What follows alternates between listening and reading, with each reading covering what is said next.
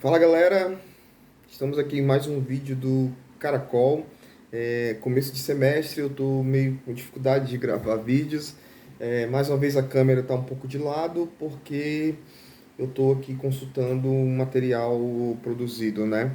Ah, é, Acabei de reparar isso, que eu estou sempre colocando uma desculpa porque os vídeos estão vindo um pouco afastados, né, de questão de tempo, né? Mas eu penso que vai ser assim por um bom tempo. É, Vamos lá. Hoje eu vou falar sobre o como as pessoas conhecem aqui o índio do buraco, né? O índio indígena Tanaru. Então, o índio do buraco é a forma como a imprensa e os populares é, se referenciam a esse indígena. é, e eu vou falar aqui um pouco do que fiz um debate junto com a minha companheira, eu vou a partir de um artigo que nós escrevemos, e vou deixar o link do artigo para quem quiser ler no, na descrição do vídeo, tá? É, o Tanaru, né, o indígena Tanaru, ele é o último sobrevivente de uma etnia, né, da etnia Tanaru, se entende, né? Algumas lideranças indígenas e indigenistas vão atribuir uma outra etnia para ele, uma outra origem étnica, afirmando que aquele grupo no qual ele pertencia, ele se destacou de um grupo maior e passou a estar ali na terra indígena Tanaru, hoje conhecido como terra indígena Tanaru, de forma há alguns séculos, né? Esse grupo, na verdade. Mas algumas versões sobre isso. E, bem, eu não sou um antropólogo e também, mesmo se fosse um antropólogo, eu não sou uma pessoa que estudou os Tanaru, né? Ou Tanaru também, por muito tempo. Então, eu não vou entrar nesta seara discursiva principalmente porque existem divergências tanto teóricas quanto das lideranças indígenas que ali conviveram na região com ele, acredito que muito difícil, né? Com seus parentes, enfim, com a história ali da região. Mas eu vou fazer uma análise enquanto um sociólogo que estuda a questão da violência em terras indígenas, né? Ah, No artigo que nós escrevemos, esse indígena Tanaru, primeira coisa, ele era o último sobrevivente do seu povo. E ele faleceu em agosto, né? Não se sabe a data exata.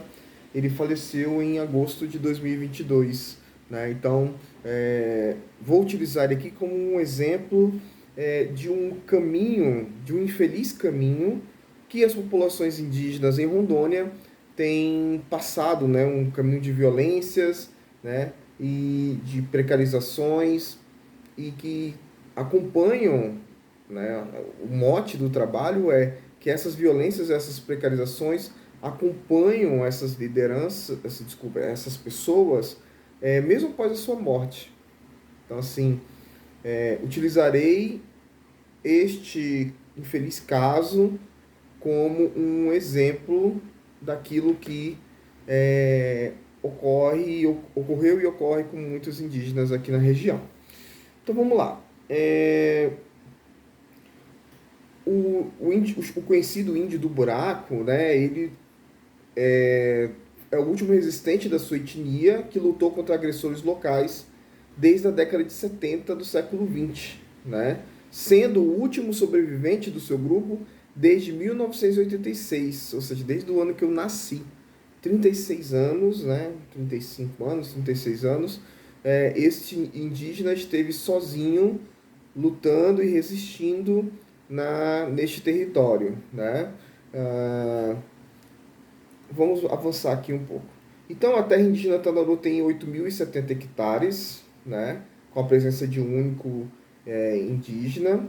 Em 2015 foi apontado que não havia ação antrópica, mais antrópica, ou seja, ação do homem, né, do ser humano, mas há uma grande pressão sobre o território. Né? Uma das coisas que nós debatemos no artigo é o que chamamos de pressões sobre o território. Né?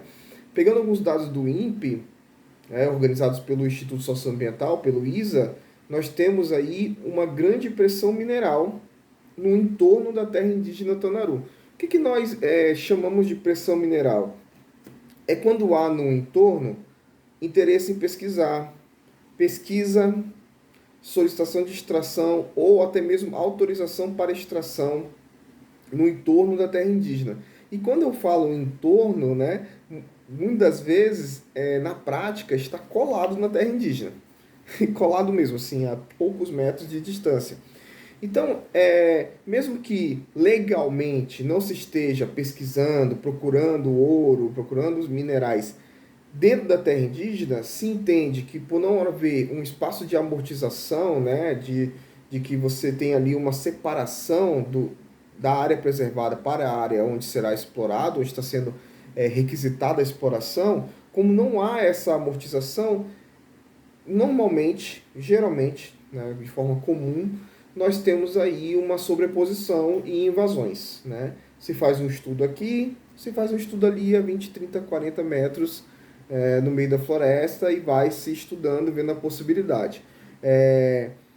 E não, também não raramente, quando é a descoberta de ouro ali, se inicia o planejamento de uma exploração ilegal de minérios. Eu não estou afirmando que é o que ocorre na Tanaru, mas estou afirmando, a partir dos dados do INPE, que existe sim uma pressão mineral, né? Pressão de exploração mineral que tende e que pode vir a ser uma exploração ilegal, certo? Então nós temos essa primeira pressão que este indígena e seus parentes, né, sofreram, né?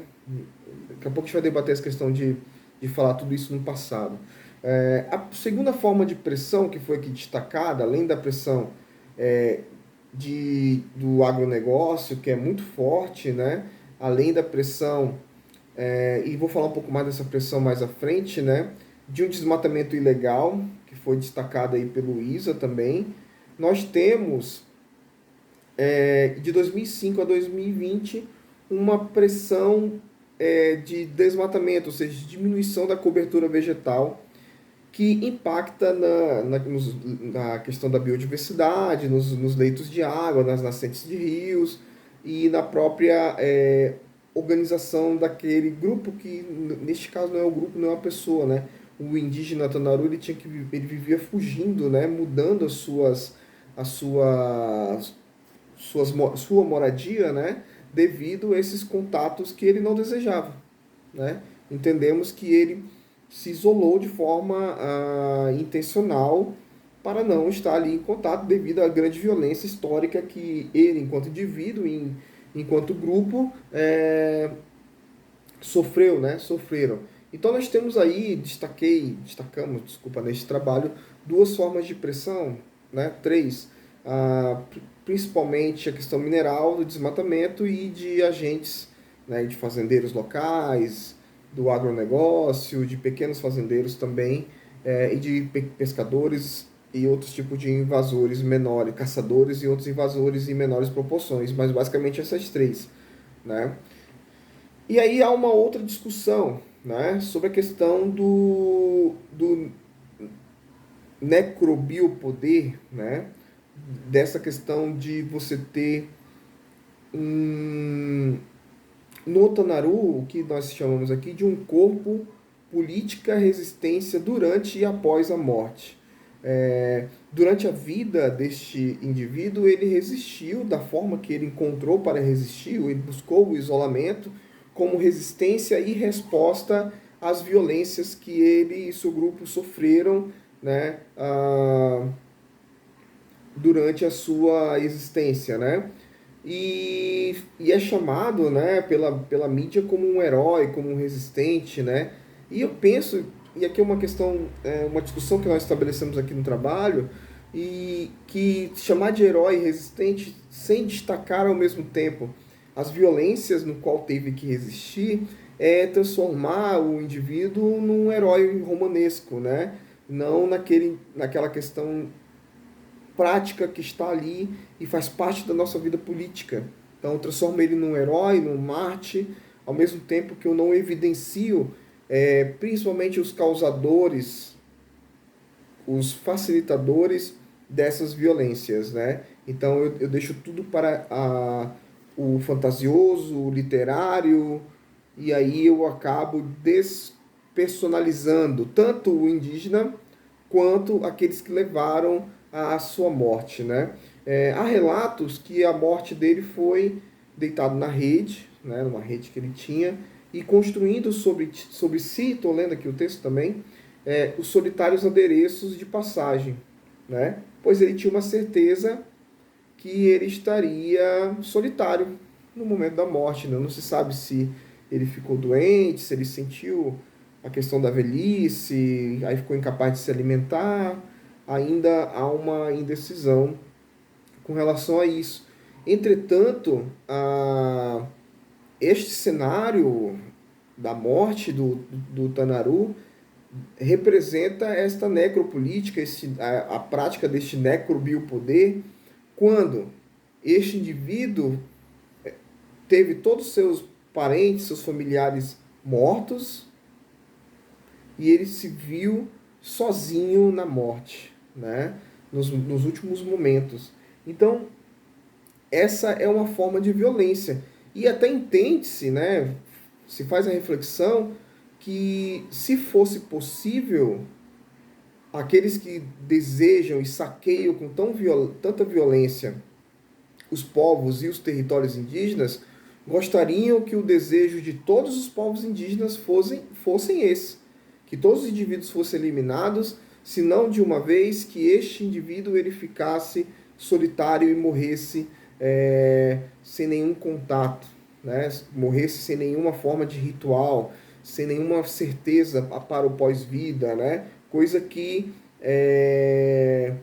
estes mesmos causadores de violências e de mortes procuram para si, né? Estão aí nas igrejas, e alguns estão nas igrejas, nos seus lugares religiosos, reproduzindo violências contra as populações indígenas, né?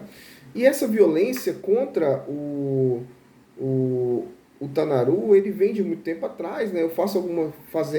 Algumas discussões aqui da década de 70, do ano 80, dos anos 80, do século passado, para a gente entender um pouco como é essa necrobiopolítica, né? Esse necrobiopoder que a professora Berenice Bento vai estar trazendo, né?